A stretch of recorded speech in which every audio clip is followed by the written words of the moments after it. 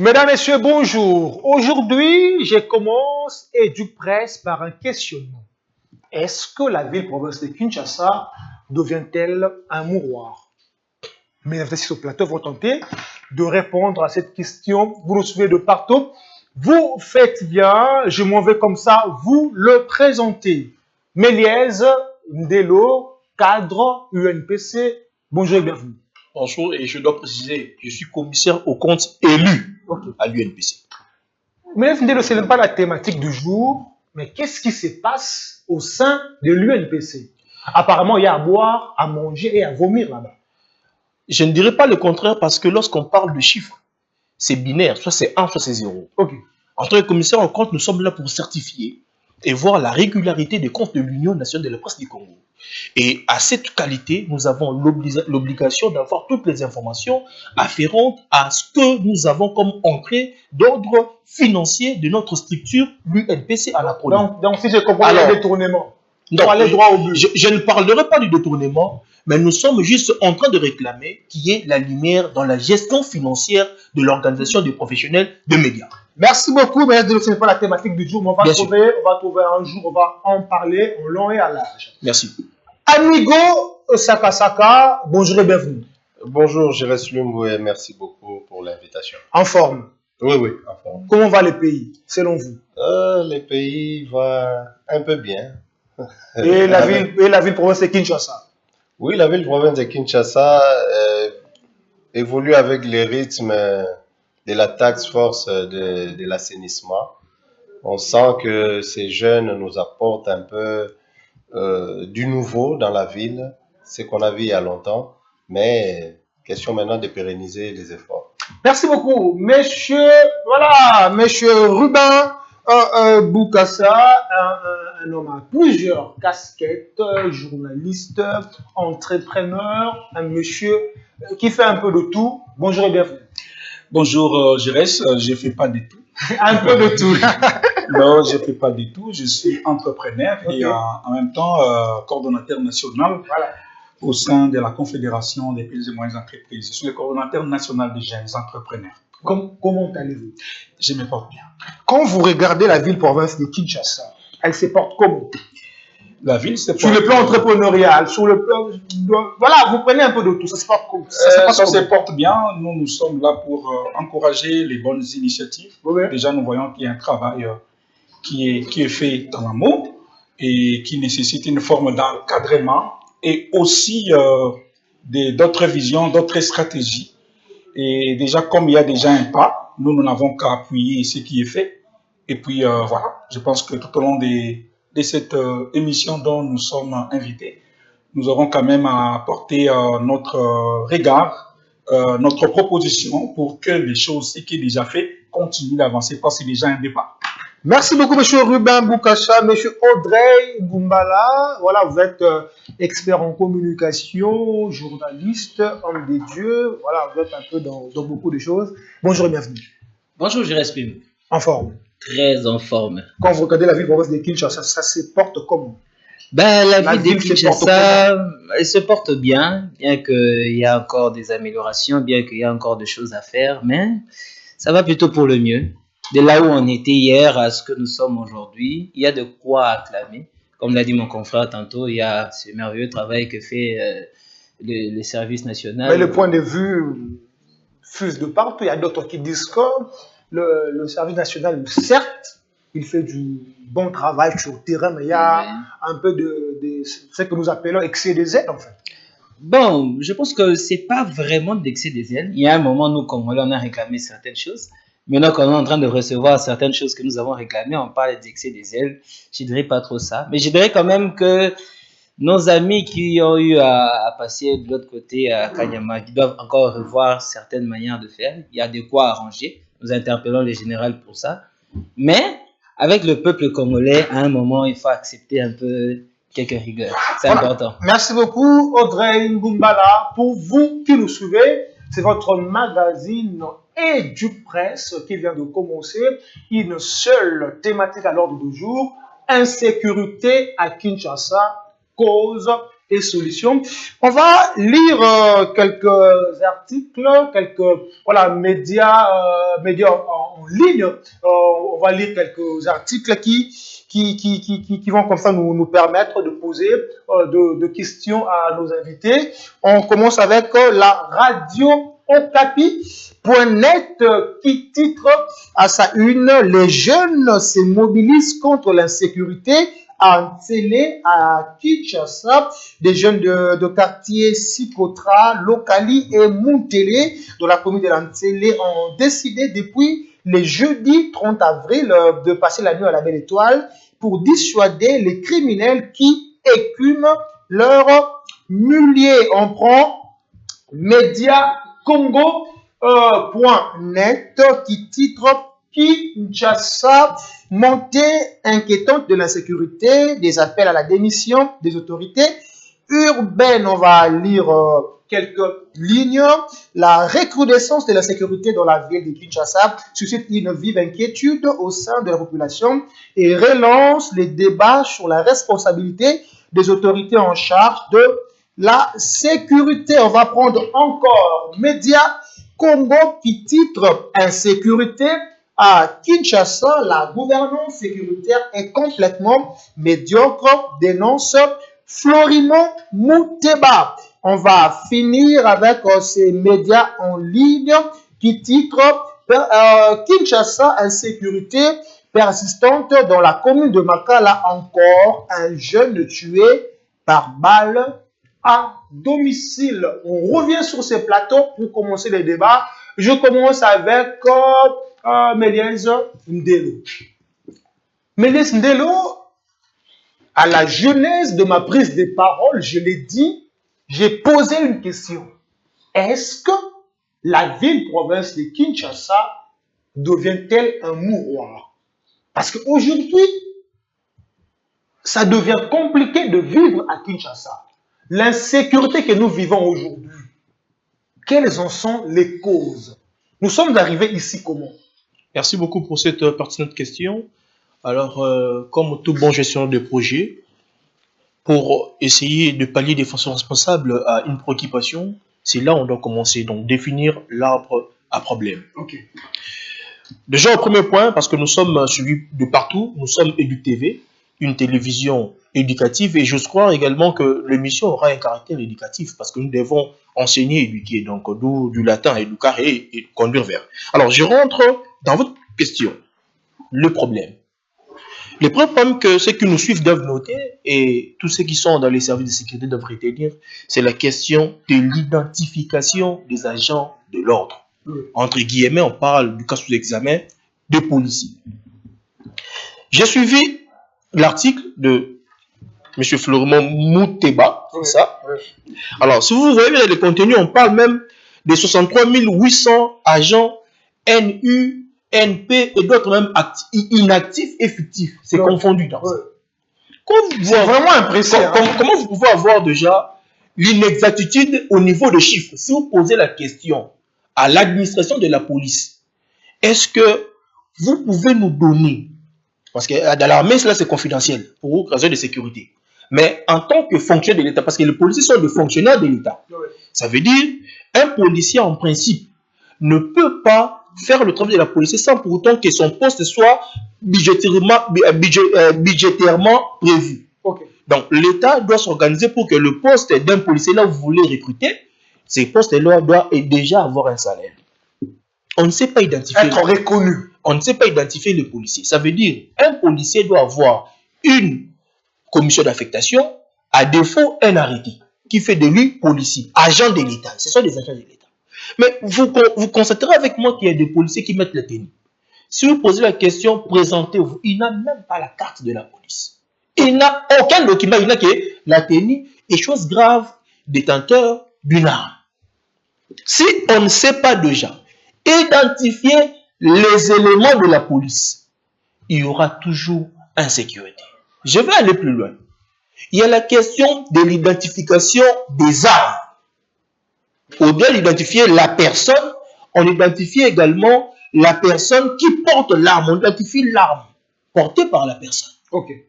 On ne maîtrise pas. Voilà pourquoi il y a des difficultés Lorsqu'on tire, on tue une personne, on ramasse bien évidemment les projectiles, on prend la nuit, mais on ne sait pas identifier l'arme. Et pourtant, dans des pays, on voit même des développements, et on sait déjà, sur base de la nuit, on sait dire, cette nuit est de telles sortes d'armes, et l'arme ici, d'après ce qu'on avait noté, ça peut provenir de telles unités. C'est ça. On a déjà en quelque sorte un certain nombre d'informations. On a déjà des idées. Oui. Et sur base de ça, vous pouvez avancer. Il y a un deuxième problème. Il y a la question de la prise en charge des policiers. Aujourd'hui, on parle de l'insécurité, surtout des cas de vol à main armée, qui se font bien évidemment à ciel ouvert, et puis les longueurs de journée, comme le cas de Lemba. On voit des hommes en tenue, en police, on voit que ça, si vous regardez les vidéos, ce sont les policiers. On dirait Et puis, ils ne se cachent plus. Hein. Avec les tenues, ils sont en train de braquer. La journée, je précise ici, la journée. Mais comment ont-ils fait pour avoir la tenue et puis les armes? Ça veut dire que c'est parce qu'on ne sait pas, cerner le mouvement des matériels et des humains. NNU, d'abord, il y a aussi, je dois rappeler ici la circulaire du 20 de la France publique qui a interdit le recrutement. Lorsque ces postes-là n'est pas déjà budgétairement prévu, on ne peut pas engager. Parce que lorsqu'il y a un policier qui est détenteur d'une arme, n'a pas de salaire, n'a pas de prime, comment ferait-il pour nourrir sa famille? Voilà pourquoi nous tombons dans des histoires de braquage, de l'insécurité où on est en train de détailler tantôt. Et il y a encore une deuxième préoccupation. Juste par là. Oui, une deuxième préoccupation. C'est la question des effectifs qu'on dote à des individus, surtout aux expatriés. Comment un Chinois peut avoir 40 policiers à sa disposition? 10 chez la première dame, 12 chez la vice-maman, d'autres dans son bureau. Non, la police de faire le dispatch ne peut pas mettre à disposition d'un seul individu et de son corps expatrié 40 policiers. On doit se dire ça, mettre des gants. Comment est-ce possible que la première ministre qui nous suit aussi, maman Julie Soumi, tout le monde doit comprendre bien. Il y a mon premier ministre pour tout. À autant moment-là, nous avons des policiers. Premier ministre, chef du gouvernement. À autant moment-là, nous avons des policiers. Au moins, un ministre, hier, à autant moment-là, plus de 30 policiers. Premier ministre, attends, on a 3000 tout quoi. Vérifiez, hein? Attends, on a 3000 tout quoi. Dans cortège. Mais on ne peut pas comprendre qu'un simple ministre puisse avoir plus de 7 véhicules. Merci beaucoup. Donc on ne peut pas, pour attendre le problème, là je vote 2, oui. Mais il y en a les gens. Alors on ne peut pas accepter que la police, ceux qui sont responsables bien évidemment de la police, puissent mettre à la disposition des individus, beaucoup d'effectifs. Une personne, un policier, ça suffit. Merci beaucoup, Méliès Ndelo. Amigo Sakasaka, je vous accorde la parole. On parle insécurité à Kinshasa, cause et solution. On parle d'abord de cause. Méliès Ndelo a énuméré plusieurs causes. La non-maîtrise des effectifs, la prise en charge. Il a dit beaucoup de bonnes choses. Vous, quelles sont les causes qui nous amènent aujourd'hui à l'insécurité? Quelles sont les causes que vous pouvez énumérer? Parmi ces énumérés déjà par Méliès Ndelo, je crois que ce sont des causes, mais il y en a plusieurs. Okay. Il y en a beaucoup. Il y a la formation, il y a les moyens, hein, les recyclages, tout. Mais il y a une chose, je voulais d'abord commencer par une chose pour dire que il y a des secteurs où on ne badine pas dans la vie d'une nation. Okay. C'est l'éducation, c'est la santé et la sécurité. Ici, bon, je m'excuse, mais ici, on a tendance un peu à banaliser ces trois secteurs. On a tendance ou c'est vraiment banalisé? Bon, on ne peut pas dire banaliser, mais on a tendance à traiter un peu avec légèreté les questions liées à ces secteurs-là, que ce soit la santé, la sécurité et l'éducation. Oui. Surtout en matière de recrutement, de formation, ça pose problème à chaque niveau. Aujourd'hui, ce sont les policiers qui sont censés sécuriser les citoyens et leurs biens. Comment se passe le recrutement des policiers? Qui on recrute comme policier? C'est quel profil on met pour avoir un policier? Et sur terrain, nous avons quel type de policiers? Voyez les profils qu'on a de nos policiers. comparer les policiers qui sont, ce que Melette vient de dire, qui sont commis à la garde des autorités et les policiers que nous avons dans nos sous-siats. C'est le jour et la nuit. Alors pourquoi ceux qui sécurisent les autorités semblent mieux traités, mieux équipés, mieux... Ça, c'est un constat. Et ceux qui sont avec nous dans nos sous-siats, là où il y a plus de problèmes, sont quasiment des médiocres. Pourquoi? Donc c'est tout cela qu'il faut réformer, qu'il faut revoir et essayer un peu. Parce que la sécurité, ça ne badine pas. Sous d'autres cieux, c'est un policier doit sécuriser, je crois, 200 ou 300 personnes, je crois. Ici, on ne peut pas commettre à la garde des policiers pour des commerçants. Est-ce que nous connaissons d'abord l'effectif exact? Là encore, il y a un problème. Mais si on se exact. Comment on peut nous dire qu'il y a plus de 64 000 policiers fictifs? Mais ça, c'est très dangereux. Et les 64 000 qu'on nous a dit, on estime à plus de 200 millions de dollars. Et puis ils sont porteurs d'armes. Comme ça. Ils sont porteurs d'armes. Mais c'est très dangereux pour une ville, pour une nation. Donc là, ce sont des questions à prendre très au sérieux, à réfléchir, à réformer profondément. Les gardes, les policiers qui sécurisent des commerçants, non, ça doit cesser. Donc on peut dire que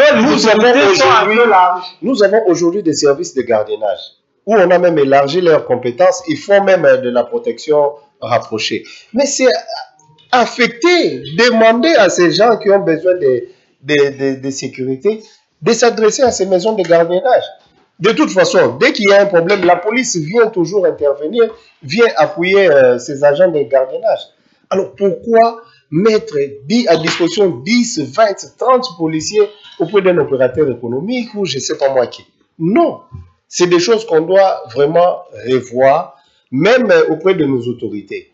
Ils habitent déjà des quartiers sécurisés, ils n'ont pas besoin d'autant de policiers qu'on voit. Comment on peut avoir 7 jeeps remplis de policiers pour un individu? Merci beaucoup, Amigo Sarasaka. Monsieur Ruben Boukassa, vous êtes en train d'écrire beaucoup de choses. Voilà, on s'accorde le temps de dire ce que vous êtes en train d'écrire. Monsieur Ruben Boukassa, on comprend que le problème est profond, même profondissime. On ne maîtrise pas l'effectif. Il y a de ceux-là qui prétendent être policiers, mais ils ne sont pas reconnus. Est-ce qu'on peut dire qu'aujourd'hui, parmi les causes, les autorités sont un tout petit peu larges? Ils ne font pas ce qui devait être normalement fait. Vous partagez ce point de vue? Merci, monsieur Giresse. Je crois que avant de donner mon avis par rapport à votre question que vous venez de poser, moi je reviens d'abord sur la cause. Parce que du point de vue naturel ou en se référant à d'autres pays, parlant de l'insécurité, nous pouvons dire que même dans les pays développés, il y a l'insécurité. Même si vous allez aux États-Unis... Donc vous normalisez le fait? Ce n'est pas ça ce que j'ai dit. C'est pour essayer un peu d'accentuer sur cette question. Nous avons les pays très très développés. Pour arriver même à accéder dans ces pays, vous avez plusieurs procédures à suivre pour accéder. Nous avons vu ça, les cas de la Coupe du Monde, n'est-ce pas? On a eu à bloquer les visas de certaines personnes, bien qu'ils avaient déjà les visas. Mais on a eu à suspendre d'abord l'accès dans leur pays. Donc ça veut dire que sur le plan technologique, ils sont très très développés. Mais ces pays-là, ils ont des mesures qu'ils ont mises en place pour arriver à réduire au maximum l'insécurité. Parlons de la République démocratique du Congo, la RDC, plus particulièrement la Kinshasa. La question de la cause de l'insécurité, ça peut nous amener à évoquer plusieurs points. On vous écoute, on vous écoute. Nous parlons d'abord de l'accessibilité. Nous n'avons pas de route. Bien qu'aujourd'hui, comme je le disais dans mon introduction, il y a l'initiative du gouvernement de construire des routes. Ça, nous saluons. Mais il y a des coins, par exemple, vous allez vers Mpassa, vers Mikonga. Pour accéder à un coin, vous devriez vous servir des motos. Et nous sommes à la saison sèche. Pour accéder à un coin, c'est très compliqué, même s'il y a des motos. Les véhicules même, vous devrez les laisser vers le macadam. Avec le sable. Avec le sable pour atteindre un point X. Ouais. Imaginez-vous, vous devriez rentrer. Vous êtes d'abord bloqué dans le bouchon. Vous faites un tronçon des villes en passant. Ça vous prend par exemple 3 heures du temps, 2 heures du temps. Et puis vous arrivez, vous devriez faire les pieds ou prendre la moto. Et de l'autre côté, il y a l'obscurité. L'insécurité aime l'obscurité. Nous avons la pauvreté. Ça aussi, ça peut être la cause. Parce qu'aujourd'hui, les gens se poussent à se lancer, à aller braquer, et ainsi de suite. Pourquoi ils arrivent à les faire? Parce que peut-être ils veulent gagner vite, avoir facilement l'argent. Et la voie facile, c'est essayer d'éliminer une personne pour récupérer ses biens, ainsi de suite. Ça peut être aussi la cause. Autre chose, nous pouvons parler de la relation entre la police. Parce que je vois que nous attaquons beaucoup plus à la police. Ils ont un grand travail à faire. Et aussi, la police et la population. Ils ont quelle relation? Est-ce que dans nos quartiers, là où nous avons des postes de sous-sièges, est-ce qu'il y a un numéro vert? Ou aujourd'hui, si je vais appeler la police, je vais me protéger, je vais directement appeler par ce numéro pour qu'ils puissent venir intervenir. C'est une bonne question, hein, le numéro vert. Est-ce que le numéro là, ça existe? Ça, c'est la grande question. S'il n'y a pas le numéro vert, ça, c'est déjà aussi autre chose. La population... Monsieur Ruben Boukassa, je vous prends au mot. Vous pensez que toutes les causes énumérées suffisent pour que la ville, province de Kinshasa puisse vivre l'insécurité de la manière dont nous la vivons? Ce qui est vrai, monsieur Jaurès, je ne suis pas un spécialiste en matière de la sécurité. Ici, nous sommes en train d'évoquer peut-être le point qui sont par moments négligés.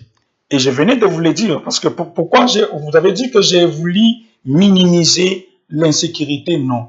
Les pays développés, très très développés, mais il y a l'insécurité. Alors nous, des questions basiques sont par moments négligées. Et ça peut être aussi, c'est ça, ça peut être la cause. L'obscurité, la pauvreté, l'état de route. Nous allons plus loin. L'identification de la population. On n'est pas identifié. Et c'est pour cette raison, toujours, nous saluons les initiatives. Nous étions dernièrement avec le ministre d'État, ministre au plan, qui a lancé un programme d'identification. Et nous saluons ces programmes. Pourquoi? Parce que, il y a par moment, vous habitez dans un quartier, vous ne savez pas identifier les gens qui habitent votre quartier. Vous ne savez pas. Mais ça ne peut pas se faire ailleurs. Ici, chez nous, c'est plus facile. Donc, on ne se connaît pas. Et ça, c'est un facteur aussi qu'on doit essayer vraiment de suivre de près. Oui. Les gens qui achètent des motos aujourd'hui, des Wewa, ils nous aident. Mais est-ce qu'ils sont-ils identifiés? Est-ce qu'aujourd'hui, on les voit aujourd'hui, des gens qui arrivent à... Mais ils possèdent de cartes roses, de plaques d'immatriculation. Mais est-ce que c'est sécurisé? Pour l'avoir, il faut présenter la carte. Est-ce que c'est sécurisé? C'est là. Donc, vous voyez qu'il y a plusieurs causes. Merci, monsieur Ruben Boukassa, je vais vous revenir. Monsieur André Ngumbala, on parle cause. J'ai écouté les avis sur ces plateaux, Amigo, Méliès, et puis M. Ruben Boukassa. J'ai posé la question à M. Boukassa, mais je vous pose la même question.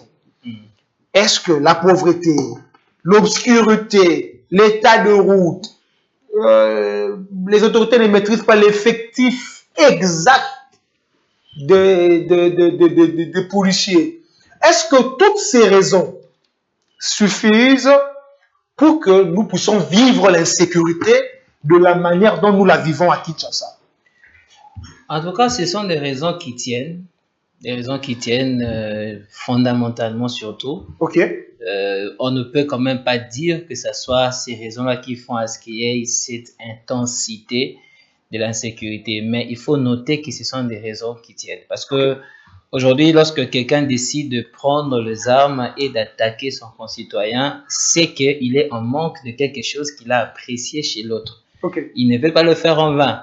Et pour arriver à apprécier quelque chose qu'il a chez l'autre, il faut a fortiori qu'il le manque.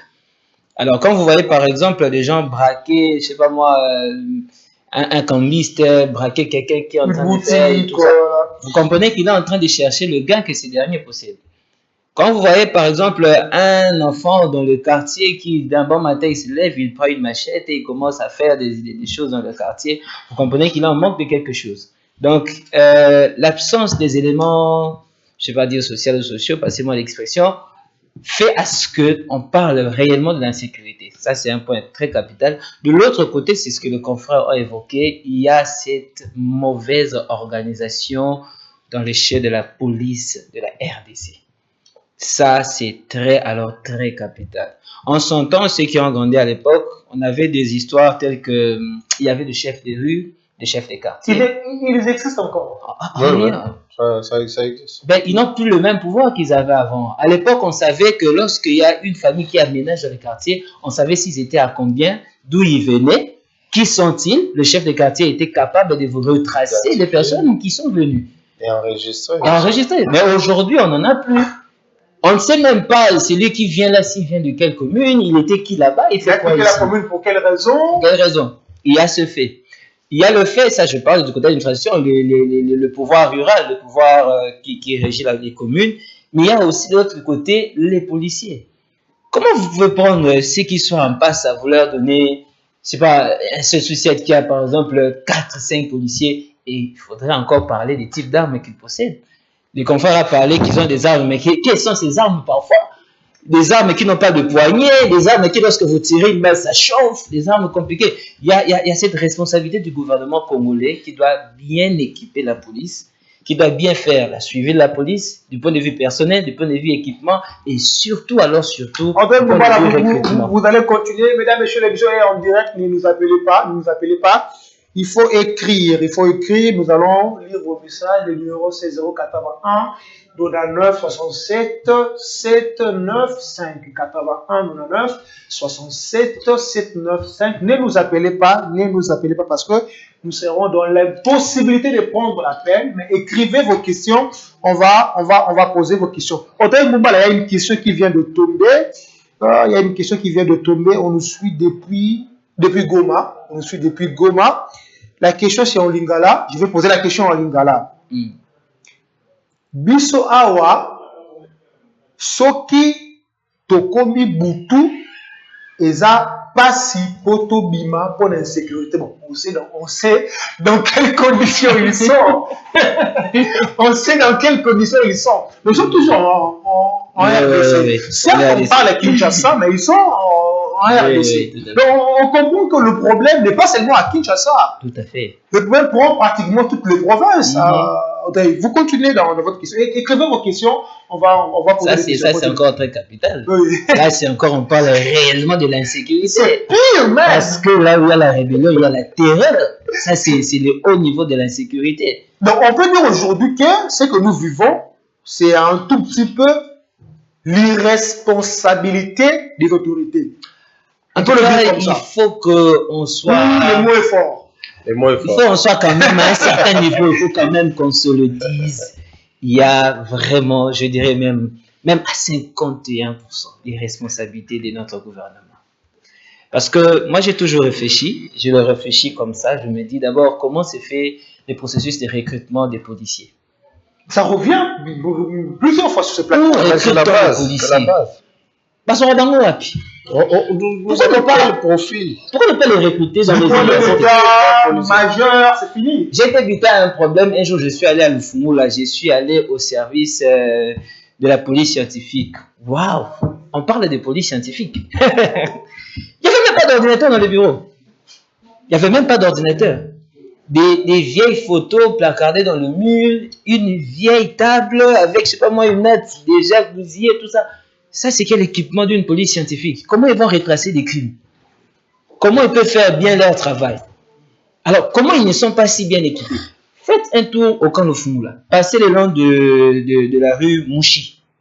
Vous voyez comment le camp Lofungula, qui autrefois, vous pouvez passer voir les camps assez lointains. Vous avez maintenant des maisons qui viennent à 0 mètre du macadam. Ça, c'est une situation sociale de la vie des policiers. Merci beaucoup, Audrey Ngumbala. Méliès Ndelu. Ah, là, je suis un peu perdu. Vous dites Mouchi, vous voyez qu'à le fond là. La rue Mouchi, tout au long du côté de camp Lofungula. Vous voyez comment les familles de policiers, parce que c'est un camp des policiers, ont maintenant des maisons la police scientifique, il n'avait pas d'ordinateur. Non, la police scientifique, l'entrée c'est vers Ouléry. Vers Ouléry. L'entrée c'est vers Ouléry. Il n'a pas d'ordinateur. J'ai pas vu d'ordinateur là-bas. En tout cas, la dernière fois que j'étais, j'ai pas vu d'ordinateur. On le suit de partout. Je plaide pour notre police. Je veux voir la police congolaise. Il a l'ordinateur. Si vous avez une information contraire, La police scientifique, il manque d'ordinateur.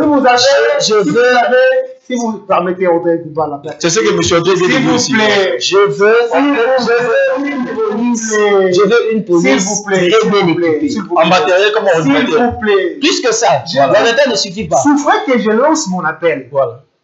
Si vous avez une information contraire à celle de M. Ngumbala, écrivez sur ce numéro. Voilà. Monsieur Méliès Ndelu, nous avons lu un jeune garçon a perdu la vie à cause de l'insécurité. Moi, ça me dépasse parfois. Quand il faut, voilà, quand il faut parler vignette, quand il faut parler contrôle technique, on voit les autorités vraiment chaud bouillant. Mais quand il y a mort d'homme, aucune communication, aucune descente, il n'y a rien qui s'est fait. Donc, on doit normaliser le fait qu'au jour le jour, dans la ville province de Kinshasa, il y a des gens qui meurent. On doit normaliser cela. Alors, permettez-moi de faire la concaténation de ce qui a été dit ici sur le plateau. Déjà, en tant que journaliste, il y a aussi la question de, pendant le cas de ce que vous avez évoqué en télé, si les jeunes font le travail de la police, en quelque sorte, il y a inefficacité au sein de la police. Le mot est fort. Oui, je parle de l'inefficacité. Ça veut dire dans la bémol de réactivité prompte. On appelle, on reçoit la réaction. Qu'est-ce qui se passe? À ma gauche, M. Ribet Boukassa a évoqué la question d'un numéro vert. La police a des numéros au pluriel. Si vous passez par exemple à l'IEC, vous allez voir, il y a un numéro affiché. Mais c'est un numéro. Alors, si vous passez il y a aussi au niveau, ça c'est derrière le palais public, c'est quoi? C'est le commissariat provincial de la police, je crois bien, derrière le palais public. Donc c'est un commissariat, quelque chose comme ça. Il y a aussi un numéro affiché. Mais maintenant, non, ça c'est général, je crois. C'est l'inspection générale. L'inspection générale. C'est l'inspection générale. Oui, écoutez. Provincial, c'est à côté des l'IEC. Provincial de Kinshasa. Voilà. Alors, ils ont affiché des numéros. Mais si nous tentons d'appeler le numéro, mais nous allons avoir le résultat dans combien d'heures? C'est ça la grande question. D'abord, est-ce que ça passe? Alors, là aussi c'est une autre question si ça passe. Déjà, on ne sait pas entrer en contact avec notre propre police. Pourquoi on parle de la police? Je vois Ribet Boukassa Magouche évoquer la question des lumières, de routes, oui, mais dans l'esprit du secteur de la Constitution, il dit ceci. La police a la responsabilité, en d'autres termes, a l'obligation de protéger la population, et c'est bien. C'est ça la responsabilité de la police. Et l'armée, il est là pour sécuriser les frontières.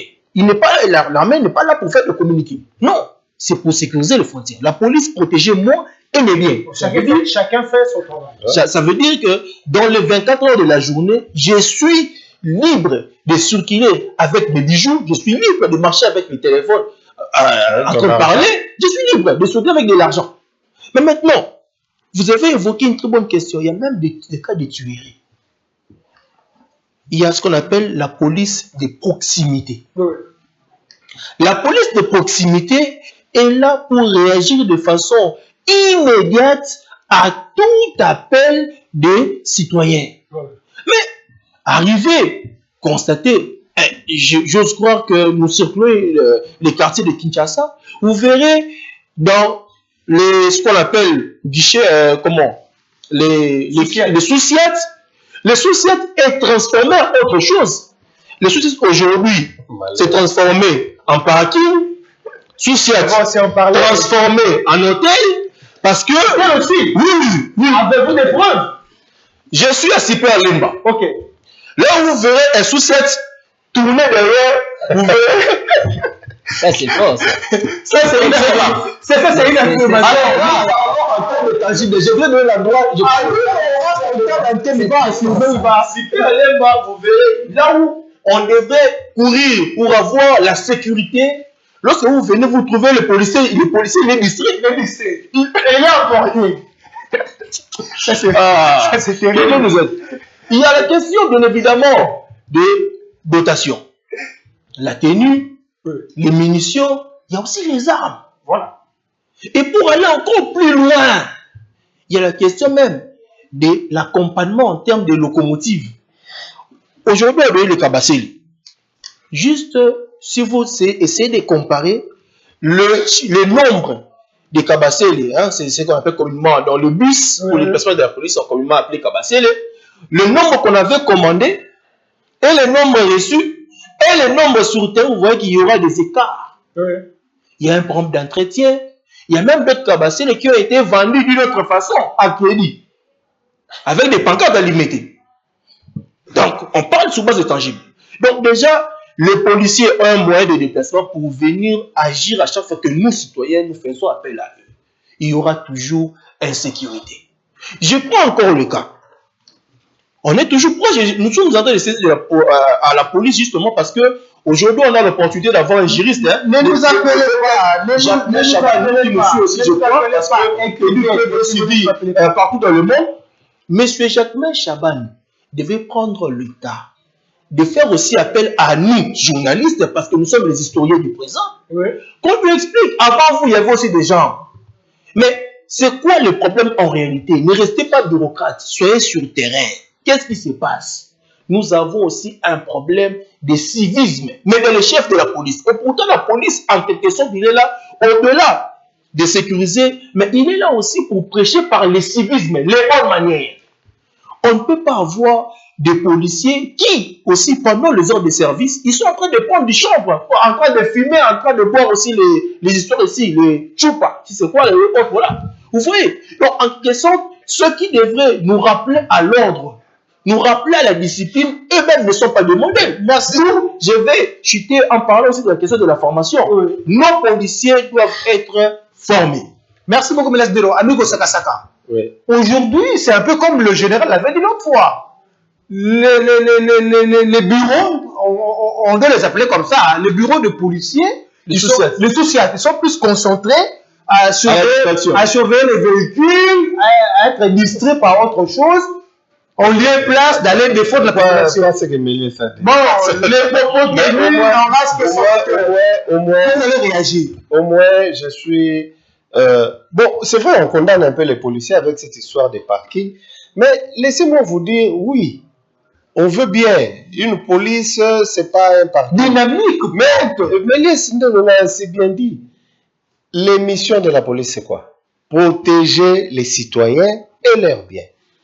Bon, les particuliers qui ont des biens, des véhicules, des motos, ils ne savent pas où garder chez eux. Ils font quoi? Il n'y a pas de parking. Non, parce qu'il y a une circulaire du général qui a interdit de faire des sous-siètes de parking. Il y a une circulaire. Je suis d'accord. Parlant même de sous-siètes, aujourd'hui, la date butoir, elle est déjà passée. Attention. Il n'y a aucune décision sur nuançons les choses. Les sous-siètes, ce ne sont pas des parkings. Oui. Mais aujourd'hui, nous avons un sérieux problème des parkings. On doit normaliser. Moi, en tant que citoyen, j'ai un véhicule, j'ai une moto.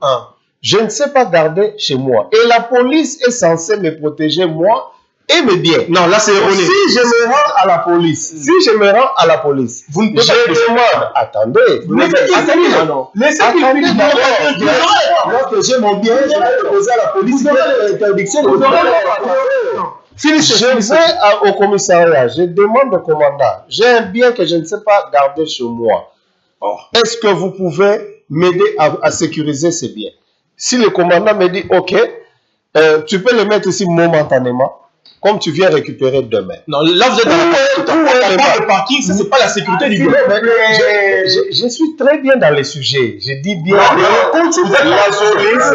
police, c'est pas un parking. Oui. Les policiers ont une mission de sécuriser les citoyens. Est-ce que c'est là dans ce sens-là? S'il vous plaît, il a parlé de la sécurité. S'il vous plaît. Non, on ne veut pas dire. Attendez. La police peut sécuriser ça, je vais mettre ça là-bas. Je ne pas. Si je me fais attaquer aujourd'hui, je suis dans mon véhicule, je me fais attaquer. Qui vient me sécuriser? Vous changez le contexte. Hein? Vous je attaqué là, c'est autre. Ok, je me retrouve dans un quartier. Et je me fais de réflexion là, ça ne cadre pas. Je ne me prise pas, j'ai un véhicule.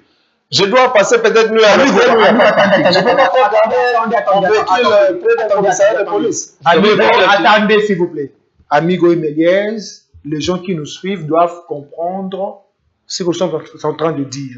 Quand l'autre parle, vous devez écouter. Ouais. Mais ne laissez pas votre temps de réflexion illogique.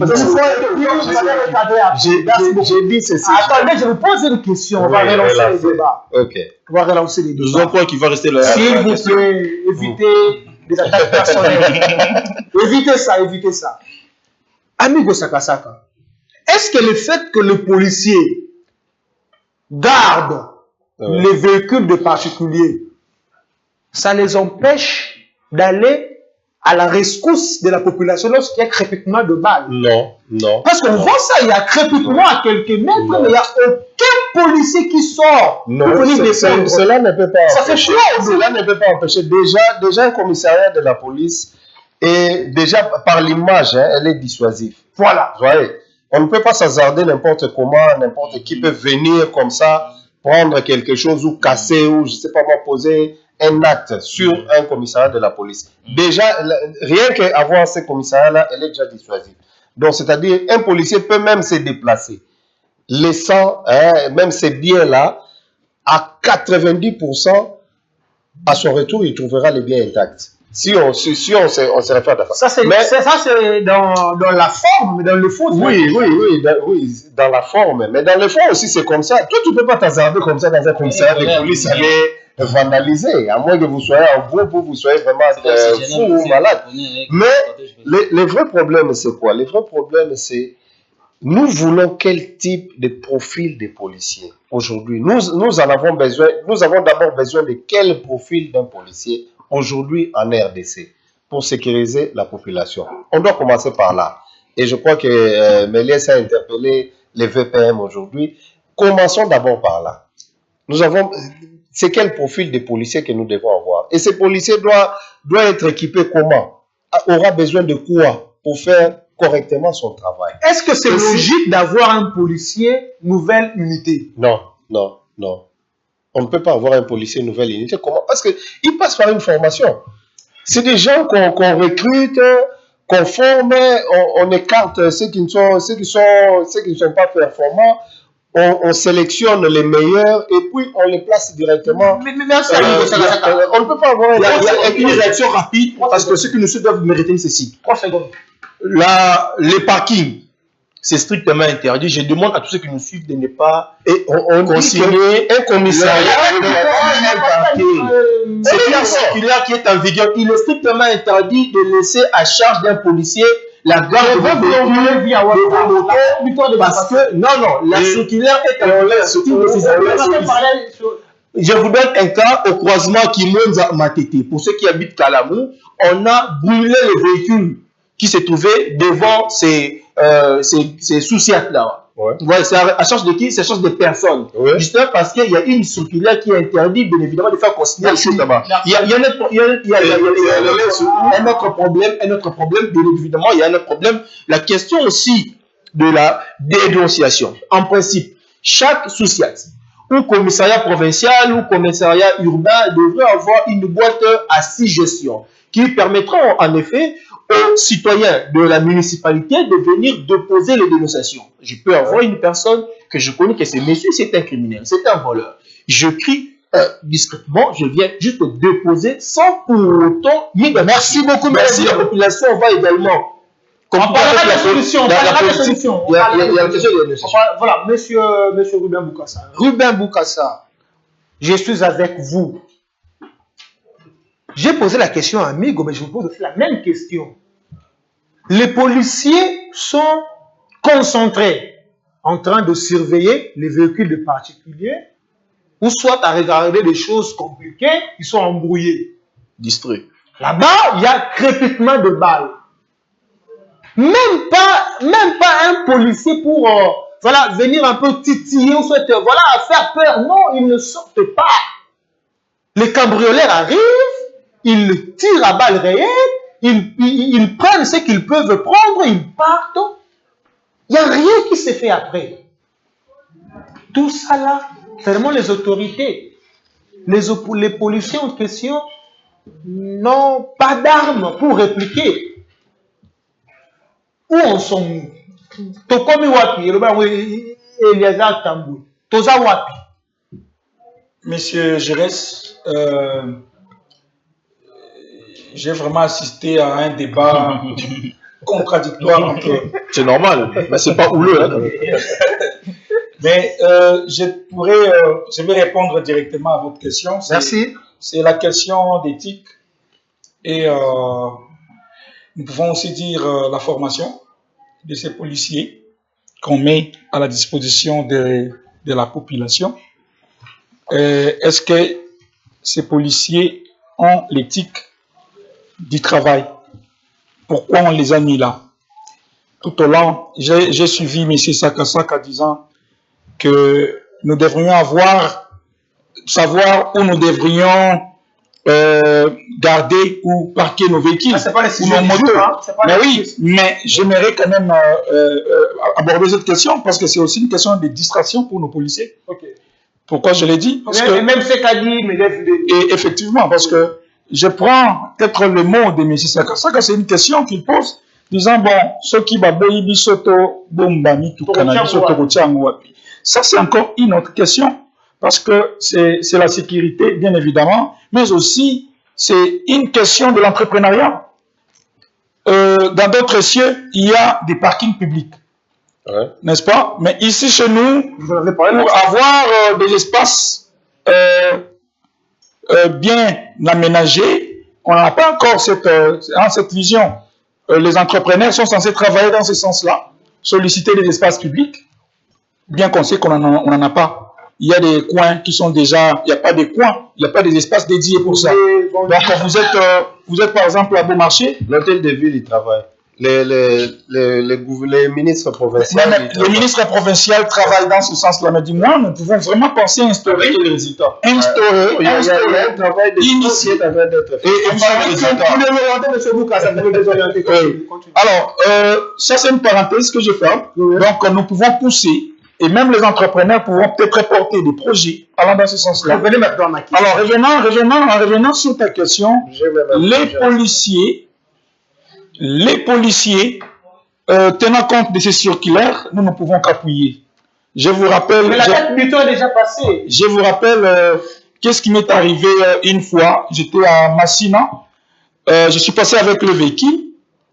J'étais parti assister un frère qui était éprouvé. C'était vers minuit en rentrant sur la même route, la route que j'avais empruntée. Je trouve la route est fermée. Fermée par quoi? Les chariots. Qui ont bloqué la route? Ce sont des policiers. Pourquoi ils ont bloqué la route? Pour leur permettre de bien arranger les motos. La question que vous avez posée à M. Sakasaka, ça ce n'est pas une distraction. Combien de policiers restent à la poste la nuit pour assurer la sécurité de la population? Donc, garder les véhicules. Garder les véhicules, parce que là, lorsqu'on parle de la sécurité, on ne parlera pas de la sécurité, ça c'est l'insécurité. Pourquoi? Parce que les policiers ne font pas ce travail-là gratuitement. Il faut payer pour garder. Donc, il court derrière les lucres. Il court derrière l'argent, mais c'est la population qui est exposée. Mais on sécurise les biens de la population. Non, mais quelle population? Vous savez, dans un coin, dans un quartier, Et beaucoup sont gratuits, c'est dans un quartier, combien? Il n'y a pas de reçu. 5 000 francs véhicule, 3 000 francs moto.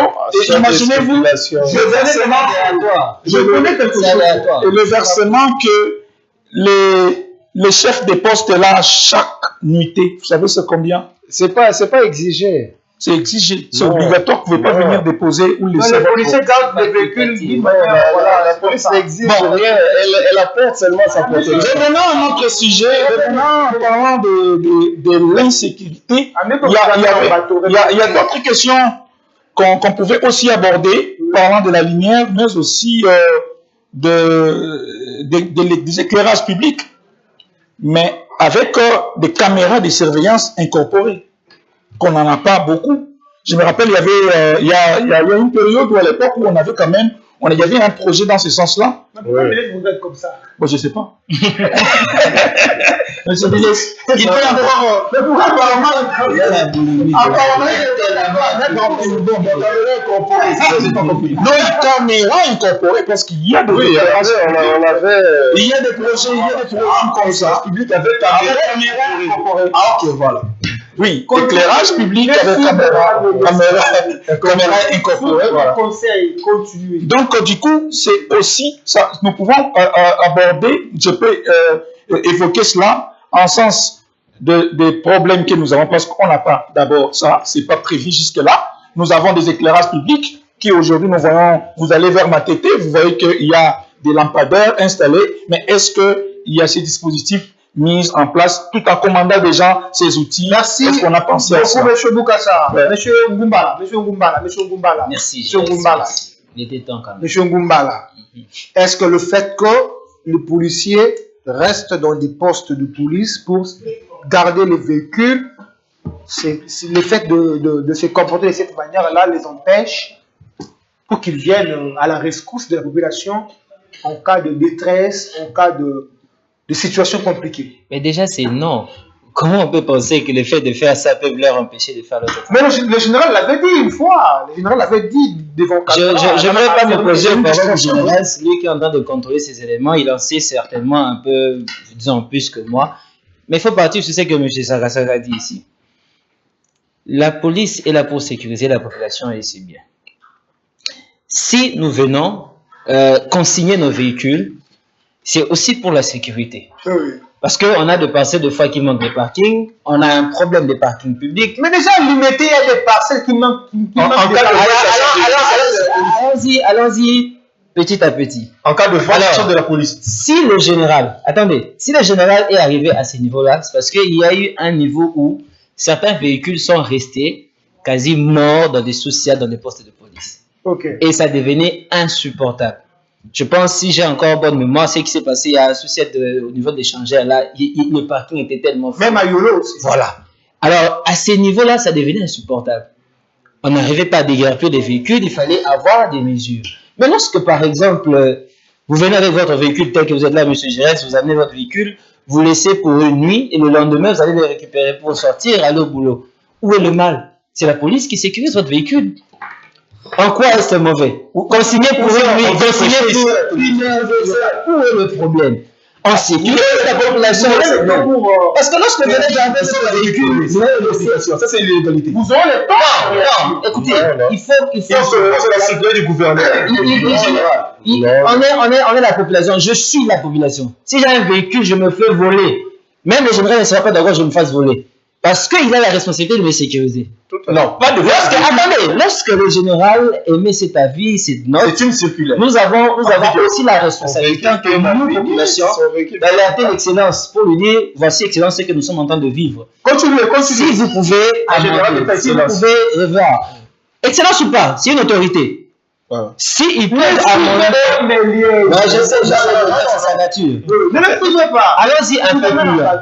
Aujourd'hui, permettez-moi d'être un peu l'avocat de la police. Je n'explique pas le fait qu'il y a certains bavures au niveau de la police congolaise, d'accord. Mais nous devons professionnaliser notre police. Le confort a dit ici bien, des caméras, des surveillances. Aujourd'hui, nous avons des sous-siètes où vous avez un conteneur, un seul conteneur qui contient pratiquement 2, 3, 4 éléments de la police avec des papiers, on ne sait pas. Déjà, il faut chercher des papiers, des stylos, c'est compliqué, vous venez déposer des plaintes. Sans toilette. Alors, il n'y a pas de toilette. Vous voulez que des personnes à qui vous responsabilisez la sécurité puissent faire un bon travail avec ce qu'ils ont comme éléments, ce qu'ils ont comme cadre de travail. C'est insupportable. À un moment, ils se sentent aussi poussés sur certaines choses compte tenu de certaines réalités qu'ils sont en train de vivre. Nous plaidons que le gouvernement assiste suffisamment. On parle de solution maintenant là. Voilà. Vous qui nous suivez, votre magazine Édupresse, oui, on parle insécurité à Kinshasa, cause et solution. Mes invités ont longuement parlé de cause. À présent, on parle de solution. Papi Kadea, accordez-nous encore quelques minutes. On va finir. Méliès Ndel, vous avez 40 secondes. Vous C'est trop peu pour Méliès, c'est trop peu. Méliès, je vous sais. Il en veut 40 minutes. Méliès, je vous sais plus. Vous avez 40 secondes. Parlez-nous des solutions pour remédier, bon, je ne dirais pas complètement, mais pour tenter au moins. On n'a pas tenté. Voilà, pour remédier au problème. À ces jours, en matière de management, on parle aujourd'hui du GAC et de la gare. Voilà. Ça veut dire la gestion active sur le résultat et de compétence. Voilà, vous avez 40 secondes. Incompétent, on vous chasse. Vous avez 40 secondes. Parlez solution, mais pas les attaques. Bien sûr, je parle de Les solutions. attaques Ce sont des mots très différents. Voilà. Solution et attaque. Voilà. Merci beaucoup. Donc, voilà. Allez, la première des choses, c'est ce qu'il faut retenir ici à l'issue de cette émission. Oui. C'est que nous devons retenir que notre police, pour que nous puissions remédier de façon exemplaire à l'insécurité, on doit d'abord commencer par la prise en charge de NP et de NU. Je rappelle encore ici que les policiers, ce sont des fonctionnaires de l'État. Donc, ils sont des fonctionnaires de l'État. Ils sont porteurs d'un numéro matricule de la fonction publique. On doit payer le NP et le NU. Deuxièmement, comme solution, c'est identifier les armes que porte chaque policier. Chaque arme doit avoir au moins un code qui est afférent à une personne. On sait que la personne détentrice de telle arme est telle personne. Alors, comme troisième solution, c'est la question de la formation. La formation, le renforcement de capacités, mais aussi équiper en matériel nos policiers. Et lorsque je parle de l'équipement, je vois aussi les conditions de travail des policiers. On a évoqué la question de l'inconfort dans plusieurs sous-sièges dans notre ville ici à Kinshasa, mais lorsque vous allez encore en province, c'est encore plus compliqué et désastreuse. Il y a la question de la sensibilisation sur les numéros de la police. À ce que je sache, il y avait un communiqué en termes de district, il y avait un numéro par district. Mais maintenant, ces numéros-là sont en quelque sorte méconnus par la majorité des citoyens des districts. On doit sensibiliser, faire appel à nous journalistes, par exemple moi, INPC. Donc, on peut accompagner la police pour sensibiliser sur les numéros de la police. Il y a la question, en effet, aussi de la patrouille. Donc, intensifier les patrouilles, parce que les patrouilles n'a pas pour les patrouilles, on arrête seulement les amoureux. Voilà, je vais faire une insiste sur ça. Donc, lorsqu'on parle de patrouille, c'est pour mettre la main, non pas à ceux qui ont beaucoup de cheveux, de l'autre, tout ça, les tatouages, mais c'est pour interpeller le véritable voleur criminel en Merci, le Kuluna. Merci beaucoup, Méliès Ndelo. Merci pour ces solutions. Merci. Je pense que les autorités qui nous suivent ont noté. Surtout les femmes que j'admets Chabani, les juristes. J'ai reçu une attaque, s'il vous plaît. Monsieur Amigo Sakasa, on parle de solution. Ouais. On fait quoi pour remédier au problème de la sécurité? Déjà que je me joins à la longue liste énumérée par Méliès. Ah, pour une fois. Oui, mais on ne peut qu'appuyer. Il a parlé des solutions. C'est des solutions. Donc, c'est-à-dire, tout ça là nécessite des réformes vraiment en profondeur. Que ce soit sur les recrutements, la formation, les conditions. Parce qu'aujourd'hui, l'image qu'on a de la police n'est pas une bonne image. Ce n'est pas vraiment ce que l'on voit sous d'autres cieux. 2 secondes. Donc, c'est-à-dire, on doit mettre suffisamment de moyens. Et quand on dit mettre des moyens, c'est vraiment des moyens pour servir. pas de moyens pour être détournés comme on l'entend. Il y a plus de 200 millions qui échappent comme ça, mais qui est destiné à la police. Ça sont des choses. Les chiffres aussi à vérifier. Merci beaucoup, Amigo Sakasaka. M. Ruben Boukassa, deux solutions. On va finir avec le Mumbala. Merci beaucoup. Je crois que M. Méliès a brossé presque tout ce qu'on peut proposer comme recommandation. Cela s'ajoute l'identification, parce qu'on doit identifier. Et cette identification, les policiers ont un rôle à jouer. On ne peut pas venir seulement, on les installe dans un coin, qui ne maîtrisent même pas les habitants de leur quartier. Ils doivent se familiariser avec les gens du quartier. Ils doivent se familiariser, les connaître. Ça aussi, ça fait partie de gagner à connaître, oui. Pas familiariser. On se familiariser, je pense, parce que nous parlons de la police. On leur demande aussi de garder nos biens. Bien évidemment. Mais cela s'ajoute l'implication de la jeunesse. Les jeunes doivent être formés. Parce que je me dis, ici, il y a la mobilisation, la sensibilisation des jeunes. En formant ces jeunes, on crée les emplois autour de la jeunesse. Je pense que ça va réduire l'insécurité. Merci beaucoup, M. Ruben Boukassa, M. Audrey Mumbala. On finit avec vous, les solutions. On commence par bien faire les recrutements. Commencer par bien faire les recrutements de la police. Deuxièmement, les formations. Il faut qu'il y ait une sorte de recyclage de la police congolaise. On doit recycler, réformer ceux qui ont été les nouvelles unités qui viennent d'arriver, recycler. Et troisièmement, l'équipement. Équiper, professionnaliser notre police, le mettre à jour. Vraiment, il y a écart entre la police extérieure et la police congolaise. Et cinquièmement, attention. Bah, mais c'est pas bon, on va foutre vraiment bien. Merci. Mais ça doit être inscrit dans les budgets. Merci. Les moyens, il y en a, l'argent, il y en a. Oui, il faut aussi. Allez, et du bref, touche à sa fin. Je dis un grand merci à mes invités. Méliès Ndelo, merci pour votre présence. Monsieur Ruben Boukassa, Monsieur voilà, Méliès Ndelo, lui, s'il passe à l'homme, sera lapidé. Parce qu'il a livré les secrets d'État. Les secrets d'État. Monsieur Boukassa, merci beaucoup pour la présence. Merci. Antoine Mumbala, merci beaucoup. Amigo Sakasaka, merci beaucoup. Si Méliès passe à l'Emba, s'il passe à l'Emba, on va jeter des cailloux sur lui. Voilà, je dis un grand merci à la grande équipe technique. Aloïs Bimangou, merci. Beaucoup Steve Wambe, merci. Beaucoup Papi Kalia, merci. Beaucoup Joyce, merci. Beaucoup Martin Bomendi, merci beaucoup. Voilà, vous suivez la rediffusion le samedi à 9h et le lundi à 11h40. Tati Sieli, amigo a demandé que je cite ton nom. Tati Sieli. Voilà, que Dieu bénisse la RDC. J'ai reçu beaucoup d'appels, beaucoup de messages. Je pense qu'au prochain numéro, nous allons lire quelques questions. On sait que EduPresse, c'est la plus grande production du pays. Au revoir.